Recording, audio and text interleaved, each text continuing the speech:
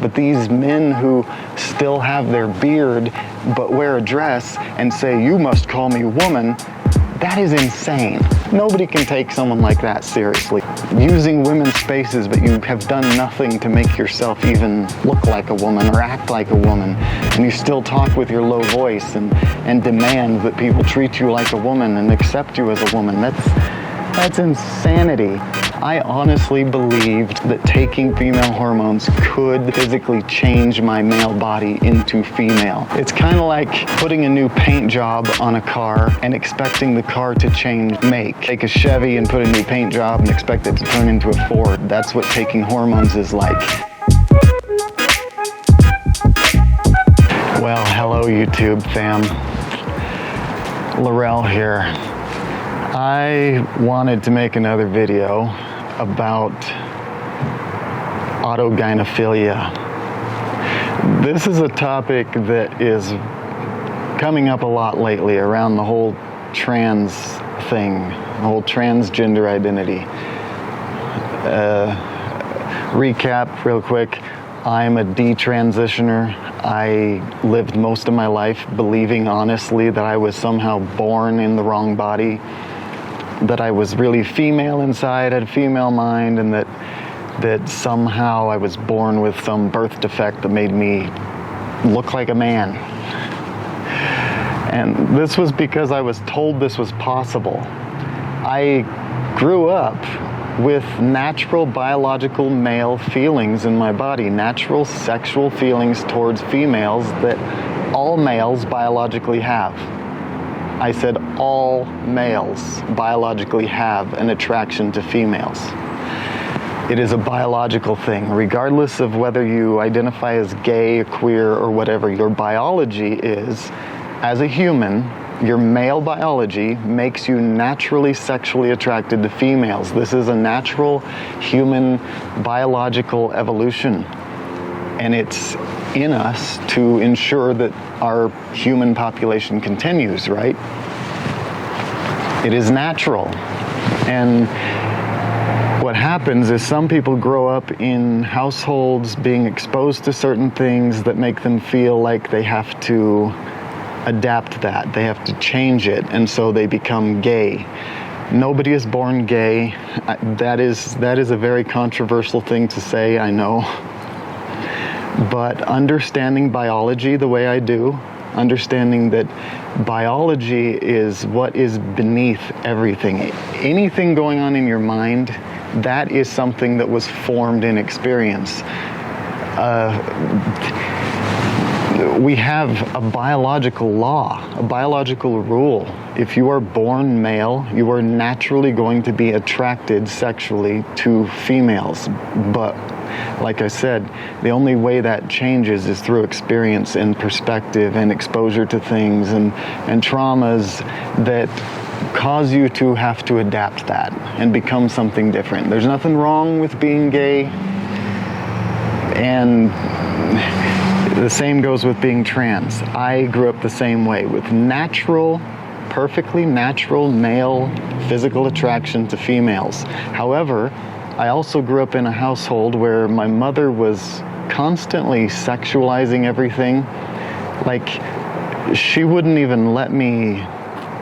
One time, my female cousin and I, the whole family was in the living room and we were watching a movie, and there came a moment where my female cousin laid her sleeping bag down on the floor to watch the movie, and she was like my best friend at the time.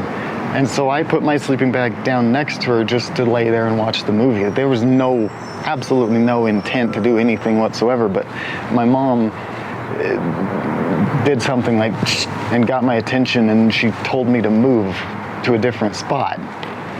And it was things like that I grew up with, these kind of constant sexualization of things where there was no sexual anything happening.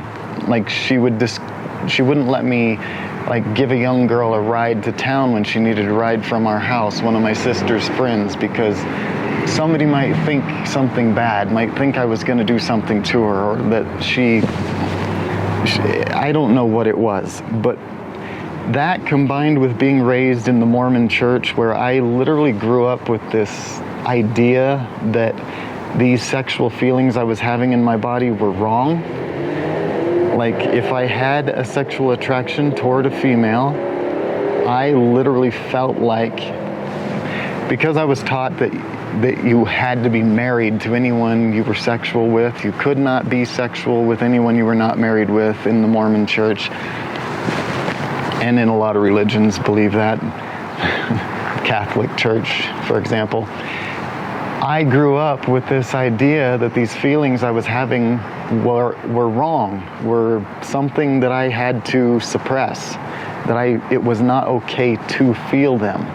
And so because I grew up with this perspective, for one, that I was attracted to soft feminine things, but also had this biologically male, natural sexual attraction toward females,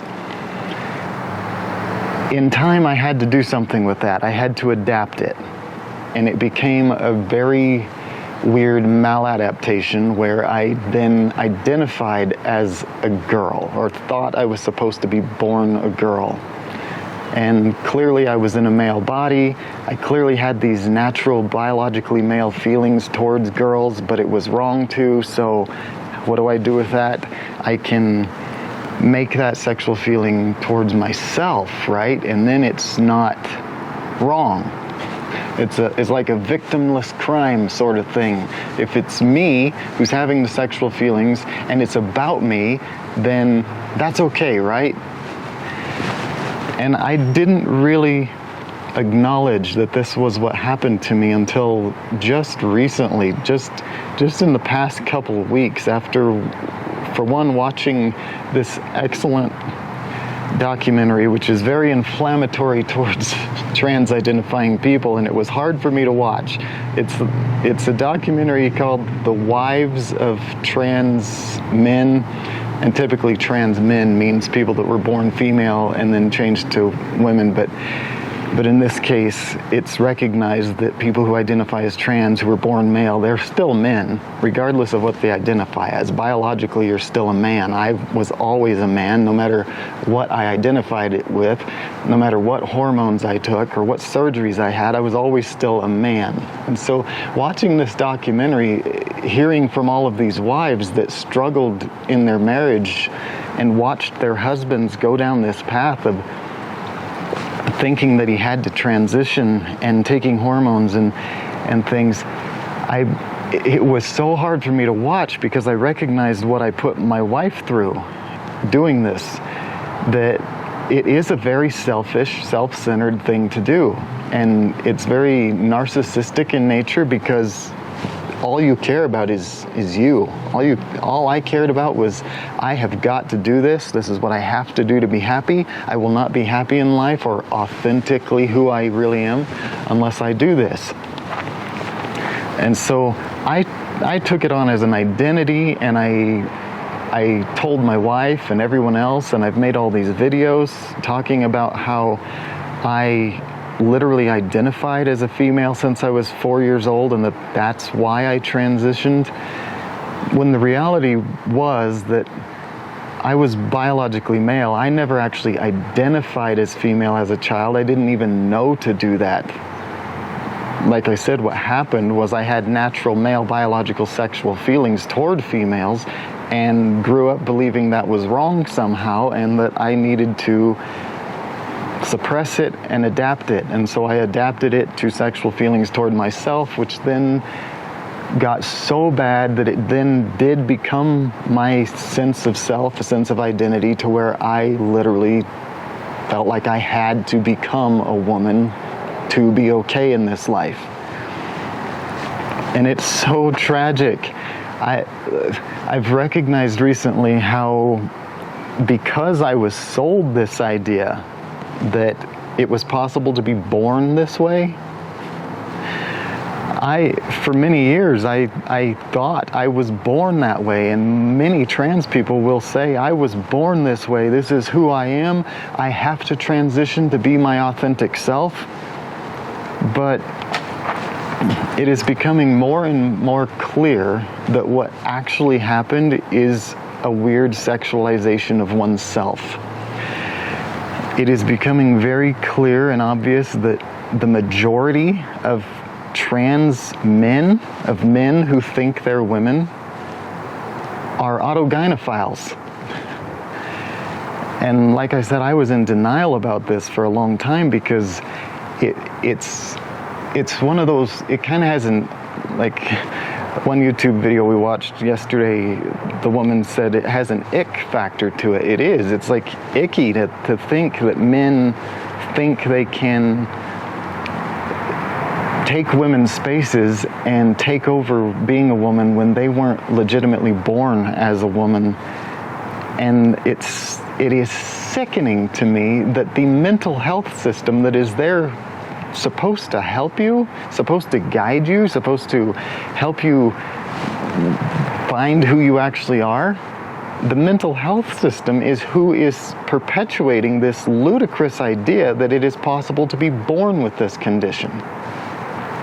It is not something people are born with. That's what my book is all about, that I wrote, is that it's a belief. That it is a belief that is taken on through experience and maladaptation to trauma and perspectives and things. And autogynephilia, the love of oneself as a woman, it does come with an ick factor, like, ew, that's just weird. And that's why I couldn't even accept the concept for the longest time. Even after I detransitioned, I said, no, that's not what I was dealing with. I identified as female, and I recognized that my identity as female was something that formed and experienced. It wasn't something I was born with, yet I was still not quite accepting the autogynephile part. But the more I think about it and the more I go back and analyze my life and the things that led me to go down that path, the more I realize that I did get sexually turned on every time I dressed up as a girl. It did sexually turn me on. It sexually aroused me, the thought of being a woman. And it was weird. I mean, to me at the time, I thought, I justified it because I thought that well, sure, I'm being authentic to myself and feeling right in my body, and so that feels good, and so it feels sexual. But there's a reason that I had to pleasure myself almost every time I dressed up as a girl in my earlier years. You know, as a teenager, when I started putting skirts on, there was always a sexual element to it. Every time I would masturbate after wearing my girl's clothes for a while. And like I said, for the longest time, I said that wasn't because I was sexually into myself, but just because it made me feel good about myself, and then I perhaps misidentified that as sexual feelings. But the reality is, and what I'm coming to accept now, and therefore wanting to use this even more with my story, to use my story to help others to recognize that this is what has happened to them. It's a hard pill to swallow. It's a hard one to accept. But like I said, I have to admit it. I have to admit that every single time when I was growing up, when I dressed in girls' clothes, it was because my body was sexually drawn towards it. And once I would put those clothes on, it felt euphoric in a sexual way. Now, when I transitioned, this is the interesting thing. When I transitioned and went on testosterone blockers initially and on estrogen, my sex drive went away. And so I started presenting as a woman and dressing full-time as a woman, and the sexual element went away. At that point, it then became my identity, because the sexual element went away and I had lived my whole life believing myself to need to be a woman in order to make my sexual feelings okay. And when I transitioned and went on testosterone blockers and estrogen, and the sexual feelings went away, but I still desired to be a woman, then I, of course, wasn't pleasuring myself sexually every day, every time I would dress up. And it's just weird. It's weird to recognize, weird to accept. And I just wanted to make this video talking about that, admitting that I've had to have this self-realization that this was something I was dealing with, and to better deconstruct the whole trans identity around this. And see, it's been recognized that there are a few different types of trans-identifying individuals. There are those like myself who grew up our entire lives believing ourselves to have or to feel like a girl in a male body. Then there are these rapid onset gender dysphoria people. It's mostly kids that experience rapid onset gender dysphoria, ROGD, and that's because of social contagion. Social contagion is a huge problem, especially among teenagers who are feeling so insecure and unsure about who they are, and they don't have genuine love for themselves, for who they were born as. They go to school, they scroll the internet, they're exposed to so many things that give them this idea that they're not good enough the way they are. They see other kids that they maybe identify as more attractive than themselves, and then they develop this self-hatred that they literally take on the belief that if they were something else or someone else, that they would be safer or would get more attention or loved more. And that is a totally different trans experience. To live your whole life perfectly fine, your whole early life perfectly fine in the body you're in, you identify as male. I've heard recently of these, like a 15-year-old that all of a sudden said, I'm getting bullied at school and I just feel like I would be treated better if I was a girl. And that is a case where that kid needs parental guidance and needs correct parental guidance and therapy, not gender-affirming care. You don't take a kid like that to a gender clinic. That gender clinic will feed them with lies. A gender therapist will feed them with lies. They'll tell that kid, well, yeah, this is probably something you were born with, and therefore you're going to live with this for the rest of your life. Or you can transition and be authentic to yourself and you'll be fine. It's insane that the mental health system, which is supposed to be there to help us, to help people with these weird mental delusions that come up and guide you out of it, instead is guiding people deeper into it. These poor young teenagers that don't have a sense of direction or guidance in life yet, their brains aren't even fully developed, and they're going to these places that are telling them that this is perhaps how you were born, and the only way to be happy is to deal with it with transition and hormones. It's ludicrous. And so, yeah, there genuinely are a few different types of trans-identifying people. And then we have this whole crowd of trans-identifying men who don't even do anything to try to make themselves look like a woman. See, when I transitioned, the whole idea was to pass, to be seen in every way as a woman, because I thought I was. So of course I had laser hair removal on my face, which luckily some of my facial hair is starting to come back in finally, after being back on testosterone for almost a year now. And I had laser hair removal. I had the surgery, insane surgery to remove my male parts because I thought I needed to truly be female. There are some trans people who say they don't have a need to have the surgery, and I can't understand that, because if you really have a trans identity and truly feel like you are a woman trapped in a male body, you are going to want all of your body to look female and feel female. That's how that goes. But these men who still have their beard but wear a dress and say, you must call me woman, that is insane. That is just, nobody can take someone like that seriously. That is ludicrous. You have to expect in the world we live in to be treated like a mental case if you're walking around that way. using women's spaces, but you have done nothing to make yourself even look like a woman or act like a woman, and you still talk with your low voice and demand that people treat you like a woman and accept you as a woman. That's insanity. And that is autogynephilia. That is clearly a man that finds it sexually arousing to present himself as a woman or to dress as a woman. He doesn't really believe himself to be a woman. And if he does, that's a mental condition. I struggled with a mental condition. And that's the other thing I want to talk about. This has been sold so strongly. It was sold to me as something that you were just born with this and therefore it can't change. It can change. Every sexuality can change. Being trans is a sexual thing. It's a sexuality.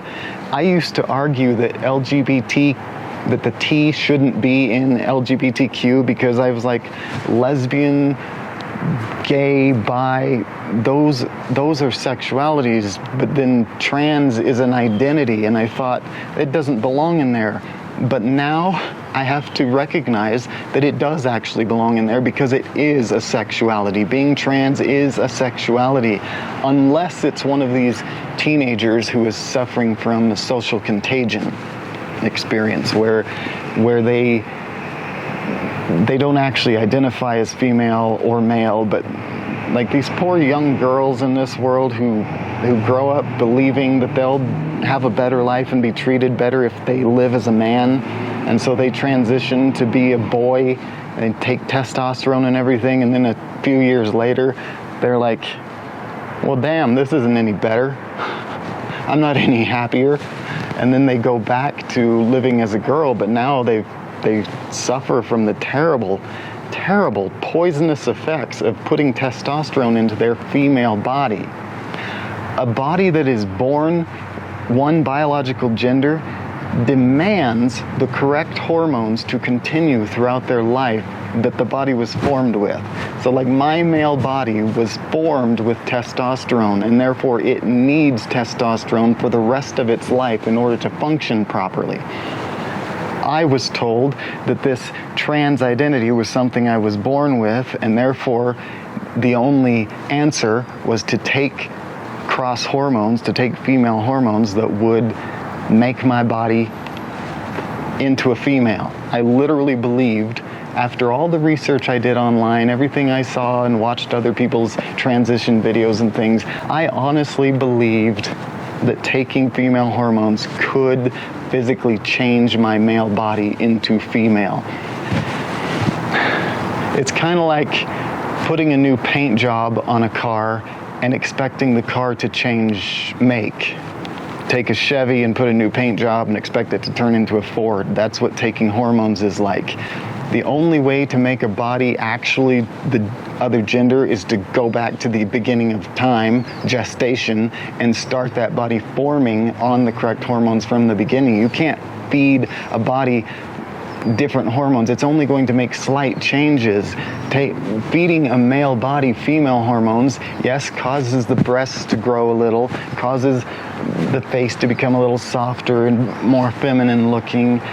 It causes the male to go emotionally crazy because you can't feed a male body female hormones and expect it to function properly. It just doesn't work that way. It will change the body some, but it's not going to change one's biology. These young girls who take testosterone, it lowers their voice, which they can never get that back. Once the voice lowers in girls who take testosterone, it never comes back. They have to do all kinds of vocal training to try to get their feminine voice back. It causes them to grow facial hair and masculine features and everything, and it is so sad to watch. And it's all based on this sense of self-hatred that develops in this world where they're so exposed to the internet and their peers and the social contagion of it all. It's sickening and it's so sad. And I'm here making these videos to try to speak a different perspective, a different voice from someone who has gone down this path, from someone who honestly believed myself to be a woman trapped in a male body. I feel like my voice is very important, and I want my voice to be heard by many, because I want to save these poor, confused kids that don't have anything else to look at. They're fed all these lies from the internet. They scroll TikTok and see all these videos made by trans people that sell to them, look how happier I am being my authentic self. That's not your authentic self.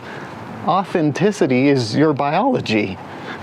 Your actual authenticity is what you were born as, not what your mind developed over the course of your early years, especially when your mind isn't even fully formed yet and you're a young teenager or young kid who doesn't even have the ability to comprehend long-term consequences to your choices.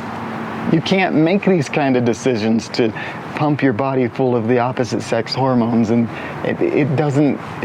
you don't have that ability to even understand or fully comprehend the long-term effects of that. So you can't make that decision.